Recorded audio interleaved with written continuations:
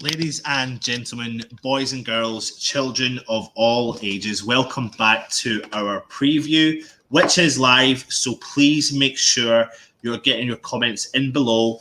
We are waiting for a few more viewers to come in. And of course, we're going to be talking all things Sheffield United.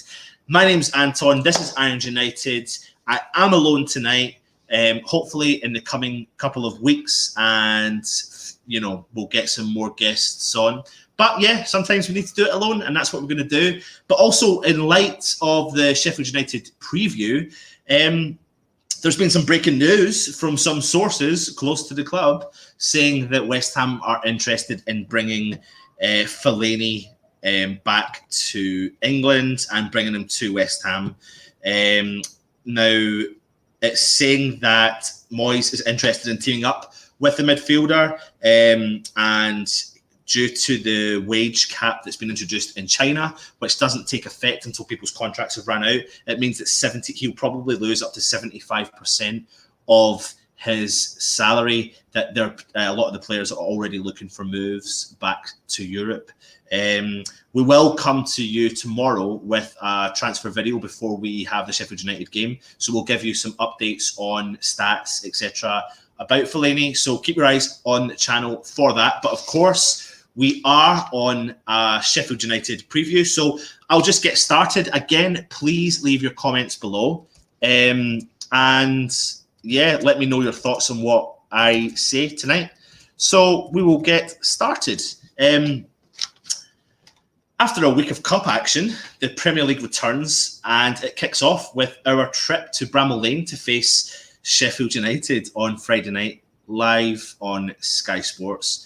And West Ham have enjoyed a mini revival since David Moyes has replaced Pellegrini, beating Bournemouth 4-0 to move slightly away from the relegation zone, and then following that up with an FA Cup third round win over Gillingham.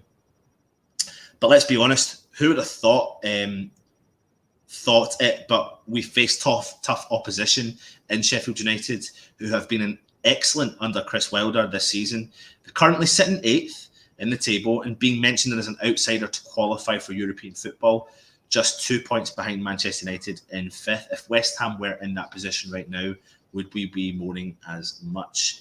The Blades have been cutting through the top flight, but are winless in their last 3 and have lost the last 2 to blunt their ambitions a little. Though in fairness, those defeats were away to Manchester City and Liverpool. They did score only 1 goal and conceded 5 at the same time. West Ham are far from where we want to be, of course, but we've already tightened up under Moyes, as I've said, and we will fancy our chances of taking something back to London. We've only won 1 in the last 3 Premier League games, but scoring 6, conceding 4. So hopefully we can see a little bit of progression under Moyes. There is also the added rivalry between the two sides. Of course, that is down to the controversial signings of Carlos Tevez and Javier Mascherano, which, of course, whenever we play Sheffield United, always is brought up at this time of year. So will be interesting to see how that turns out and creates a little bit of rivalry between the two clubs. Hello, Kent Hammers. Yes, it'll be a tough game and a tough atmosphere tomorrow. I do believe the atmosphere will be electric under the lights away from home. And thank the Lord that West Ham have put on away buses for the fans to get there and back. In the last 4 meetings between Sheffield United and West Ham, there has been 2 draws, 1 loss for West Ham and 1 win for West Ham. And last time out was at the London Stadium, where West Ham drew 1 each at home, which I was disappointed. But that was where Pellegrini was starting to make some crazy decisions, and some of those decisions were when he changed it up and brought Zabaleta back into the side. But I mean, I don't want to slag off one player in particular, but unfortunately, it looks like Zabaleta will play. I just think it's his legs that are gone. We'll talk about that more in a minute. On to Sheffield United. Sheffield United haven't been the most prolific of goal scorers in the Premier League this season, with 23 in 21 games. But their striker Musset has done his part to add to that. Joining from Bournemouth in the summer, he has 5 Premier League goals so far, more than any other player at Sheffield United, and of course netted in the 1-1 draw against West Ham last time out. Hopefully for West Ham, the Frenchman hasn't been in the best form of late. going 7 games without a goal since the start of December, but he'll be hoping to test West Ham's defence under Moyes. And with that stat, we all know what will probably happen. A key stat for you is that he's been directly involved in 8 Premier League goals this season. So on top of the 5 goals he scored, he's actually had 3 assists for Sheffield United. So a decent turn back for him. Get your comments in below. Let me know your thoughts on what I am saying. Hit the thumbs up, of course. Predominantly playing a 3-5-2 formation allows Sheffield United to work with 2 strikers without sufficient strain on the midfield area. Between all their strikers, they look to have a constant threat to the opposition defences when they play a high pressing game and do cause a lot of problems for the opposition, which we did see in the previous fixture at the London Stadium. Their central midfielders work extremely hard with high work rate and great spatial awareness, picking passes from distance, which is probably a reason why they signed Jack Rodwell on a short-term deal. But the 3 midfielders in the middle of the park for Sheffield United are massively key. Whilst working with a high intent rate, Fleck, Norwood and Lundstram work together as a solid structure. When they move forward, they move together. When they move back, they move together. And it seems to be Wilder has really put that at the heart of Sheffield United's success this season. At the heart of West Ham's revival against Bournemouth was Mark Noble. Whether you like it or not, it was, who scored twice in a 4-0 win.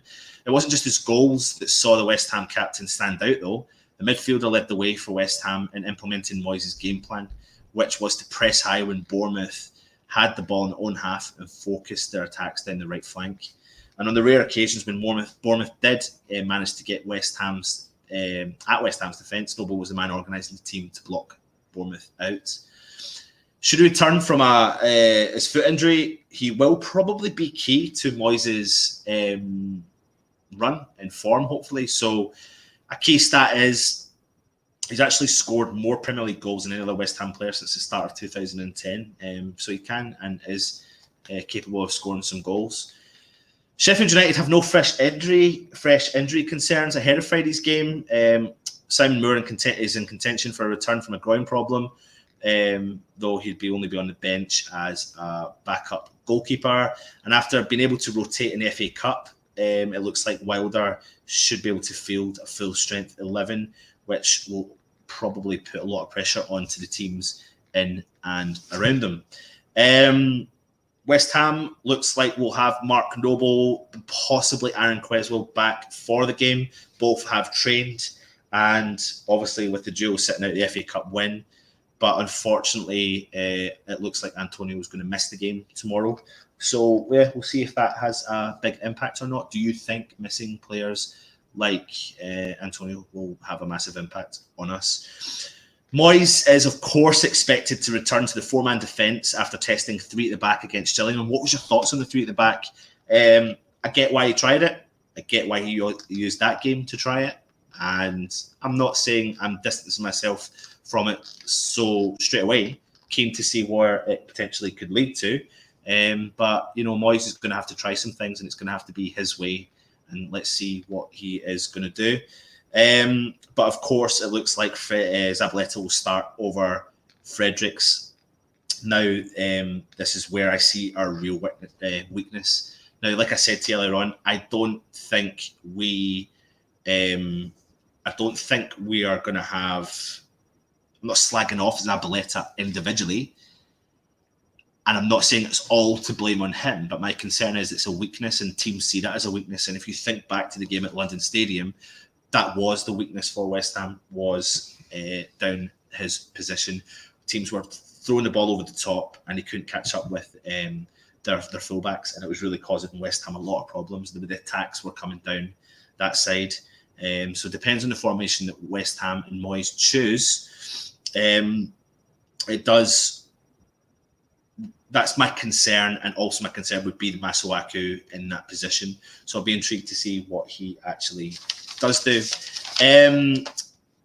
When it comes to West Ham, Sebastian Haller, of course, is our top goal scorer with 6 goals and 1 assist, and hopefully Felipe Anderson's brief upturn in form can ignite the continued high press attack we saw at Bournemouth, and we did see that high